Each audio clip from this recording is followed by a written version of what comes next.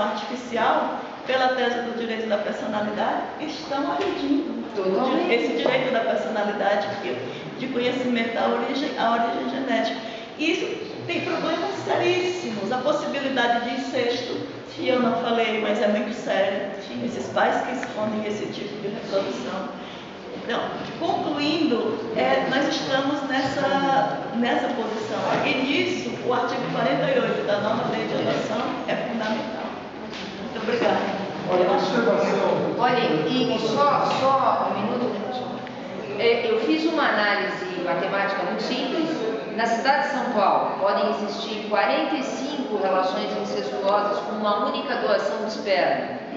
Na Grande São Paulo, que o professor sabe o que eu quero dizer, São Bernardo, São Caetano, ali, aquela Grande São Paulo, o dobro, vejam, de pessoas que são irmãos e não sabem que são irmãos. É grave, de uma única doação de sêmen. Fale, Nelson, por favor. A professora Cecília falou com uma dúvida a respeito da filiação. Lembra que o senhor disse que o artigo não garantia o parentesco, a filiação? Não se referia, só dizendo que há uma presunção de paternidade.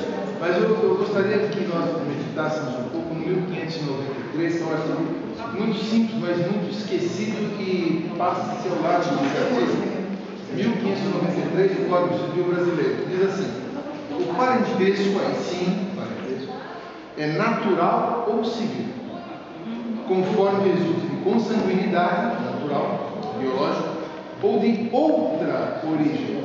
Se no civil nós temos adoção e outras coisas, essa outra origem também é aberta ao conceito indeterminado. Então, evidentemente, podemos incluir aqui uma série de outras providências que a lei já legitimou como significativa de parentesco. É que o professor colocou muito bem, Nelson, e você foi muito esclarecedor, mas ele colocou muito bem quando se inicia essa relação de parentesco, né?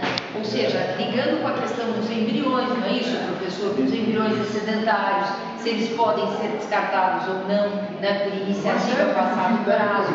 Exatamente, quando se inicia, não é? E realmente isso pode. E nós vamos esperar que todos aqui possam contribuir com essa legislação, não é, Nelson? Eu vou estudar a legislação. Vai contribuir com Vou estudar a legislação. Muito bem, então muito obrigada a todos. Amanhã às 9h.